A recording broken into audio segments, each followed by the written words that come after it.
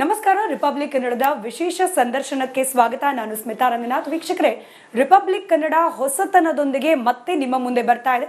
ಸದಾ ರಾಜಕೀಯ ಸುದ್ದಿಗಳನ್ನ as it is ನಿಮ್ಮವರೆಗೆ ತಲುಪಿಸುವ ದಾಯಿತ್ವವನ್ನ ರಿಪಬ್ಲಿಕ್ ಕನ್ನಡ ಈವರೆಗೂ ಮಾಡ್ಕೊಂಡು ಬಂದಿದೆ. ಇನ್ನು ಮುಂದೆ ಕೂಡ ಅದೇ ವಿಶ್ವಾಸವನ್ನ ನೀವು ನಮ್ಮ ವೀಕ್ಷಕರು ನಮ್ಮ ಮೇಲೆ ಇರಿಸಿ ಅಂತ ಆಶಿಸ್ತಾ ಈ ಒಂದು ವಿಶೇಷ ಸಂದರ್ಶನ ಕಾರ್ಯಕ್ರಮದಲ್ಲಿ ಪ್ರಸ್ತುತ ರಾಜ್ಯ ರಾಜಕಾರಣ ವಿದ್ಯಮಾನಗಳಲ್ಲಿ ಏನೆಲ್ಲ ಆಗ್ತಾ ಇದೆ, ಮುಂಬರಲಿರುವ ಚುನಾವಣಾ ದೃಷ್ಟಿಯಿಂದ ರಾಜಕೀಯ ಸಮೀಕರಣಗಳು, ಲೆಕ್ಕಾಚಾರಗಳು ಯಾವ ಹಂತದಲ್ಲಿ ನಡೀತಾ ಇದೆ, ಇದೆಲ್ಲದರ ಬಗ್ಗೆ ಒಂದು ಸಮಗ್ರ ಚರ್ಚೆಯನ್ನ ಮಾಡೋ ಪ್ರಯತ್ನ ಮಾಡ್ತಾ ಇದ್ವಿ. ಇದಕ್ಕೆ ಸೂಕ್ತ ವ್ಯಕ್ತಿ ರಾಜ್ಯದ ವಿರೋಧ ಪಕ್ಷದ ನಾಯಕರಾದ ಆರ್ ಅಶೋಕ್ ಅವರು ಈ ದಿನದ ಈ ಕಾರ್ಯಕ್ರಮದ ವಿಶೇಷ ಅತಿಥಿಗಳು. ಸರ್ ನಮಸ್ಕಾರ, ಕಾರ್ಯಕ್ರಮಕ್ಕೆ ಸ್ವಾಗತ. ನಮಸ್ಕಾರ, ಧನ್ಯವಾದಗಳು. 2028 ಎಲೆಕ್ಷನ್ಗೆ ಹಂತ ಹಂತವಾಗಿ ಗ್ರೌಂಡ್ ಪ್ರಿಪೇರ್ ಆಗ್ತಿದೆ ಅನ್ನೋ ವರ್ತಮಾನ ಸುದ್ದಿ ಮಾಧ್ಯಮಗಳಿಗೆ ಬರ್ತಾ ಇದೆ. ಆಡಳಿತ ವಿರೋಧಿ ಅಲೆಯನ್ನ ಸೆಟ್ ಮಾಡೋ ಪ್ರಯತ್ನ ವಿರೋಧ ಪಕ್ಷ ಕೂಡ ಮಾಡ್ತಾ ಇದೆ. But is BJP prepared for it? ಕಾಂಗ್ರೆಸ್ನ ಆಡಳಿತ ವಿರೋಧಿ ಅಲೆಯನ್ನ ನಿಮಗೆ ಅಡ್ವಾಂಟೇಜ್ ಮಾಡ್ಕೊಳ್ಳಿಕ್ಕೆ ನೀವು ಪ್ರಿಪೇರ್ಡ್ ಆಗಿದ್ದೀರಾ ಅಂತ ಹೇಳಿ. ಪ್ರಿಪರೇಷನ್ ಕರ್ನಾಟಕದ ರಾಜಕೀಯ ವಿಶ್ಲೇಷಣೆ ಮಾಡೋದಾದ್ರೆ ಪ್ರಿಪ್ರೇಷನ್ ಮಾಡೋ ಅವಶ್ಯಕತೆನೇ ಇಲ್ಲ. ಕಾಂಗ್ರೆಸ್ ಪಾರ್ಟಿ, ಅಲ್ಲಿರುವಂಥ ಶಾಸಕರು, ಅಲ್ಲಿರುವಂಥ ಮುಖ್ಯಮಂತ್ರಿ, ಉಪಮುಖ್ಯಮಂತ್ರಿ ಕಳೆದ 2 ವರ್ಷದಿಂದ ಗೊಂದಲದ ಗೂಡಾಗ ಹೋಗಿದೆ. ಇವತ್ತು ಕೂಡ ಸುಮಾರು 20-30 MLAಗಳು ಡೆಲ್ಲಿ ಪಾದಯಾತ್ರೆಯನ್ನ ಮಾಡಿದ್ದಾರೆ. ಡಿ.ಕೆ. ಶಿವಕುಮಾರ್ ಅವರು ಖರ್ಗೆ ಮನೆಗೆ ಪಾದಯಾತ್ರೆಯನ್ನ ಮಾಡಿದ್ದಾರೆ. ಸಿದ್ದರಾಮಯ್ಯನವರು ಅವರ ಚಾಣಕ್ಯ ನಡೆ ಏನಿದೆ, ಹಿಂದೆ ದೇವೇಗೌಡರ ಜೊತೆ ಇದ್ದಾಗ ಏನು ಮಾಡಿದ್ರು, ಈಗ ಕಾಂಗ್ರೆಸ್ ಪಾರ್ಟಿ ರಾಹುಲ್ ಗಾಂಧಿ ಜೊತೆ ಏನು ಅವರ ರಾಜಕೀಯ ಚದುರಂಗ ಆಟವನ್ನು ಆಡಬೇಕು ಅದನ್ನು ಆಡ್ತಾನೆ ಇದ್ದಾರೆ ಅವರು. ಅಂದರೆ ಯಾರೂ ನೆಮ್ಮದಿಯಾಗಿಲ್ಲ. ಡಿ.ಕೆ. ಶಿವಕುಮಾರ್ ಅವರು ನೆಮ್ಮದಿ ಇಲ್ಲ, ಇಲ್ಲಿ ಸಿದ್ದರಾಮಯ್ಯ ಅವರು ನೆಮ್ಮದಿ ಇಲ್ಲ.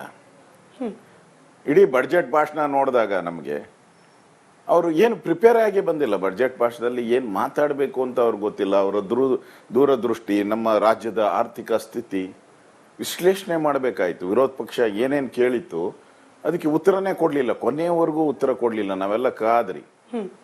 ಮತ್ತೆ ಅವ್ರ MLAಗಳಿಗೂ ಡಿಸ್ಪರೇಟ್ ಔಟ್ ಇದೆ. ಇಲ್ಲಿ ರಾಮನಗರದ MLA, ಮಾಗಡಿ MLA, ಇನ್ನೊಬ್ಬ ಯಾರೋ ದಾವಣಗೆರೆ MLA, ಡಿ.ಕೆ. ಶಿವಕುಮಾರ್ ಮುಖ್ಯಮಂತ್ರಿ ಆಗೇಬೇಕು ಅಂತ ಅವರು ಹೋಗಿದ್ದಾರೆ. ಇನ್ನು ಕೆಲವರು ಮಂತ್ರಿಮಂಡಲ ರಚನೆ ಮಾಡಬೇಕು ಅಂತ ಡೆಲ್ಲಿಗೆ ಹೋಗಿದ್ದಾರೆ. ಇವೆಲ್ಲ ನೋಡ್ತಾ ಇದ್ರೆ ಕರ್ನಾಟಕದಲ್ಲಿ ನಾವು ಪ್ರಿಪೇರ್ ಮಾಡೋ ಅವಶ್ಯಕತೆನೇ ಇಲ್ಲ. ಆ ರೀತಿಯಾದಂಥ ಒಂದು ಶೂನ್ಯ ಕ್ರಿಯೇಟ್ ಔಟ್ ಇದೆ. ಅಧಿಕಾರದ ಶೂನ್ಯ, ಪವರ್ ಲೆಸ್, ಅಧಿಕಾರಿಗಳ ಮೇಲೆ ಹಿಡಿತ ಇಲ್ಲದಂತ ಒಂದು ಸರ್ಕಾರವನ್ನ ಇವತ್ತು ನಾವು ಕರ್ನಾಟಕದಲ್ಲಿ ನೋಡ್ತಾ ಇದ್ದೀವಿ. ಅದಕ್ಕೋಸ್ಕರ ನನ್ಗನ್ಸ್ತೈತೆ ಕಾಂಗ್ರೆಸ್ ಒಂದು ರೀತಿ ಹಳ್ಳಕ್ಕೆ ಬಿದ್ದಂತ ನರಿ ಕತೆ ಆಗೋಗಿದೆ ಇದು. ಓಕೆ, ಅಂದ್ರೆ ಆಡಳಿತಾರೂಢ ಕಾಂಗ್ರೆಸ್ ಪಕ್ಷದ ವೀಕ್ನೆಸ್ ಬಿಜೆಪಿಗೆ ಪಾಸಿಟಿವ್ ಆಗುತ್ತೆ ಅಂತ ಹೇಳ್ತಿದ್ರಿ. ಬಿಜೆಪಿಗೆ ಹಾಗಾದ್ರೆ ಸ್ವಂತ ಪಾಸಿಟಿವಿಟಿ ಏನೂ ಇಲ್ವಾ? ಏನ್ ಇಟ್ಕೊಂಡು ಜನರ ಮುಂದೆ ಹೋಗುತ್ತೆ ಬಿಜೆಪಿ? ಹಾಗಾದ್ರೆ ಕೇವಲ ಕಾಂಗ್ರೆಸ್ನ ಲೂಪ್ ಹೋಲ್ಸ್ಗಳು, ಕಾಂಗ್ರೆಸ್ನ ದುರಾಡಳಿತ ಇಷ್ಟೇನ ಹಾಗಾದ್ರೆ ಸಬ್ಜೆಕ್ಟ್ ಆಗ್ಬಿಡುತ್ತೆ ಬಿಜೆಪಿ ಪಾಲ್ಗೆ? ಯಾವುದೇ ಆಡಳಿತ ಹಂಗೆ ಬರಕ್ ಸಾಧ್ಯನೇ ಇಲ್ಲ.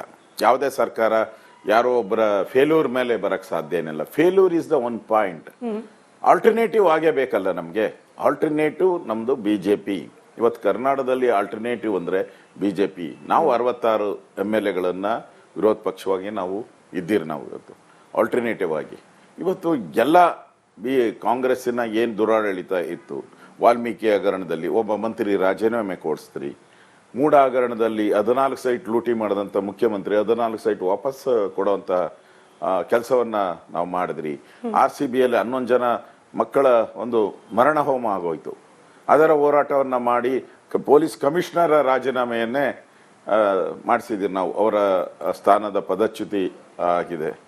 ಇವೆಲ್ಲನೂ ಕೂಡ ಬಿಜೆಪಿ ವಿಧಾನಸಭೆ ಒಳಗಡೆ ತನ್ನ ಹೋರಾಟವನ್ನ ನಿರಂತರವಾಗಿ ಮಾಡ್ತಾ ಇದೆ. ಮತ್ತೆ ತಾರ್ಕಿಕ ಅಂತ್ಯಕ್ಕೆ ನಾವು ತಗೊಂಡೋಗ್ತಾ ಇದ್ದೀರಿ. ಈಗ ಸಿಲ್ ಫ್ಯಾಕ್ಟ್ರಿ ಮುಚ್ಚಬೇಕು ಅಂದ್ರು ಮೈಸೂರು, ತಾರ್ಕಿಕ ಅಂತ್ಯಕ್ಕೆ ತಗೊಂಡೋಗಿದ್ರಿ.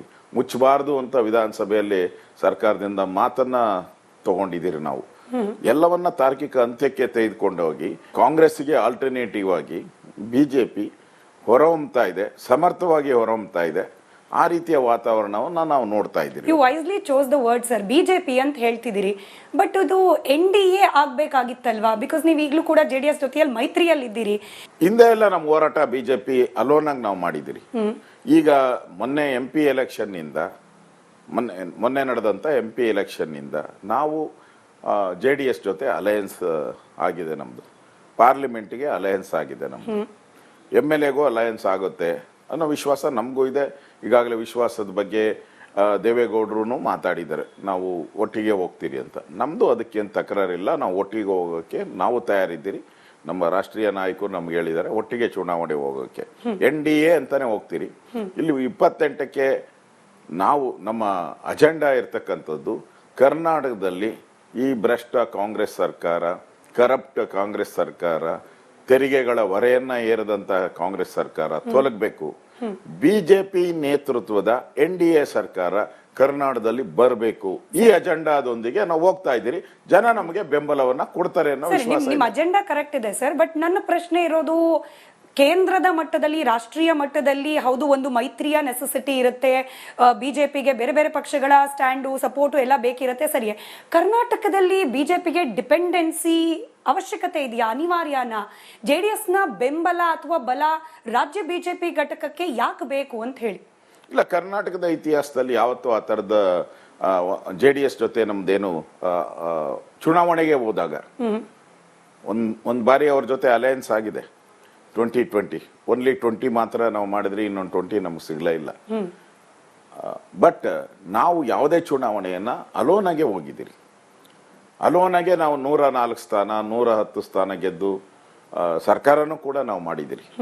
ಆದ್ರೆ ಈಗ ನಮ್ಮ ಕೇಂದ್ರದ ನಾಯಕರು JDS ಜೊತೆ ಪಾರ್ಲಿಮೆಂಟ್ ಅಲ್ಲಿ ಅಲಯನ್ಸ್ ಆಗಿರೋದಕ್ಕೋಸ್ಕರ ರಾಜ್ಯದಲ್ಲಿ ನಾವು ಅಲಯನ್ಸ್ ಅನ್ನ ಒಪ್ಕೊಂಡಿದ್ದೀರಿ. ಅಲಯನ್ಸ್ಗೆ ಅಂದ್ರೆ ಕೇಂದ್ರದ ನಾಯಕರಿಗೆ ಇನ್ನೂ ವಿಶ್ವಾಸ ಇಲ್ವಾ? ಬಿಜೆಪಿ ಸಂಪೂರ್ಣ ಬಹುಮತದ ಸರ್ಕಾರ ರಚನೆ ಮಾಡ್ಲಿಕ್ಕೆ ಕರ್ನಾಟಕದಲ್ಲಿ ಈವರೆಗೂ ಆಗಿಲ್ಲ. ಹಾಗಾಗಿ ರಾಜ್ಯ ಬಿಜೆಪಿ ಘಟಕ ಇನ್ನೂ ಆ ಮಟ್ಟಿಗೆ ಸಮರ್ಥವಾಗಿಲ್ಲ. ಹೀಗಾಗಿ ಈ ಅಲಯನ್ಸ್ ಬೇಕು ಅನ್ನೋ ಥಾಟೇ ಇದೆಯಾ ಕೇಂದ್ರ ನಾಯಕರಿಗೆ? ಇಲ್ಲ, ಆತರ ನಿಮ್ಮ ಯೋಚನೆ ಏನಿದೆ ಅದು ಸ್ವಲ್ಪ ತಪ್ಪು ಅಂತ ಅನ್ಸುತ್ತೆ. ಯಾಕೆಂದ್ರೆ MLA ಚುನಾವಣೆ ಬಂದಾಗ, ವಿಧಾನಸಭಾ ಚುನಾವಣೆ ಬಂದಾಗ ಹೊಂದಾಣಿಕೆ ಆಗಿದ್ರೆ ನೀವ್ ಹೇಳಿ ಸರಿ ಇತ್ತು. ಈಗ ಹೊಂದಾಣಿಕೆ ಆಗಿರೋದು ಪಾರ್ಲಿಮೆಂಟ್ಗೆ, ಪಾರ್ಲಿಮೆಂಟ್ ಚುನಾವಣೆಗೋಸ್ಕರ ನಾವು ಹೊಂದಾಣಿಕೆಯನ್ನ ಮಾಡಿದ್ವಿ. ಈಗ ಮುಂದುವರಿತೈತೆ ಅದಷ್ಟೇ. ಈಗ ಒಂದ್ಸರಿ ಪಾರ್ಲಿಮೆಂಟ್ಗೆ ಆದ್ಮೇಲೆ ವಿಧಾನಸಭೆಗೂ ಅದರ ಹೊಂದಾಣಿಕೆ, ಎರಡೂ ಪಕ್ಷಗಳು ಒಟ್ಟಿಗೆ ಹೋಗ್ಬೇಕು ಅನ್ನೋ ತೀರ್ಮಾನವನ್ನ ಮಾಡಿದಿರಿ. ಕೇಂದ್ರದ ನಾಯಕರು ಅದಕ್ಕೆ ಮುದ್ರೆಯನ್ನ ಹಾಕಿದ್ದಾರೆ. ಎರಡೂ ಪಾರ್ಟಿ ಹೇಳಿದೆ ಅದಕ್ಕೆ ಒಟ್ಟಿಗೆ ಹೋಗ್ತೀರಿ. ಹಾಗನ್ಬಿಟ್ಟು ನಾವು ಬಿಜೆಪಿ 120 ಸ್ಥಾನ ಗೆಲ್ಲಲ್ಲ ಅನ್ನೋದು ಅದು ಸರಿಯಲ್ಲ. ನಾವು 120 ಈ ಬಾರಿ 130ಕ್ಕೂ ಹೆಚ್ಚು ಸ್ಥಾನಗಳನ್ನ ನಾವು ಅಲೋನಾಗೆ ಗೆಲ್ತೀರಿ. ಮತ್ತೆ JDS ಕೂಡ ನಮ್ಮ ಜೊತೆ ಅಲಯನ್ಸ್ ಇರೋದ್ರಿಂದ ಅದನ್ನು ಕೂಡ ಹೆಚ್ಚಿನ ಸ್ಥಾನಗಳನ್ನ ಗೆಲ್ತೈತೆ. ಒಟ್ಟಾರೆ ಕರ್ನಾಟಕದಲ್ಲಿ ಮುಂದೆ ಬರ್ತಕ್ಕಂಥದ್ದು ಬಿಜೆಪಿ ಮತ್ತು JDS ಸರ್ಕಾರ ಕರ್ನಾಟಕದಲ್ಲಿ ಬರುತ್ತೆ. ಬಟ್ ಈ ಅಲಯನ್ಸ್ ಆದ್ರೆ ಕೆಲವೊಂದಷ್ಟು ಡಿಸ್ಅಡ್ವಾಂಟೇಜಸ್ ಇದೆಯಾ ಅಂತ ಹೇಳಿ? ಯಾಕಂದ್ರೆ ಬಿಜೆಪಿ JDS ಎಲ್ಲಿ ಕ್ಷೇತ್ರಗಳನ್ನ ಕಳೆದುಕೊಳ್ಳುತ್ತೋ ನೇರವಾಗಿ ಕಾಂಗ್ರೆಸ್ ಬುಟ್ಟಿಗೆ ಹೋಗುತ್ತೆ. ನಮ್ಮ ಕ್ಯಾಲ್ಕುಲೇಷನ್ ಬಗ್ಗೆ ಮೈತ್ರಿ ಆಗೋದ್ರಿಂದ ಅಡ್ವಾಂಟೇಜಸ್ ಜಾಸ್ತಿ ಇರ್ತದೆ. ಡಿಸ್ಅಡ್ವಾಂಟೇಜ್ ಏನಂದ್ರೆ ಬಹಳ ವರ್ಷಗಳ ಕಾಲ ನಮ್ಮ ಕಾರ್ಯಕರ್ತರು MLA ಆಗ್ಬೇಕು ಅನ್ನೋ ಕೆಲವು ಕ್ಷೇತ್ರದಲ್ಲಿ ದುಡಿದಿರ್ತಾರೆ, ಅವ್ರಿಗೆ ಅನ್ಯಾಯ ಆಗುತ್ತೆ ಅಂತ ಅನ್ಸುತ್ತೆ.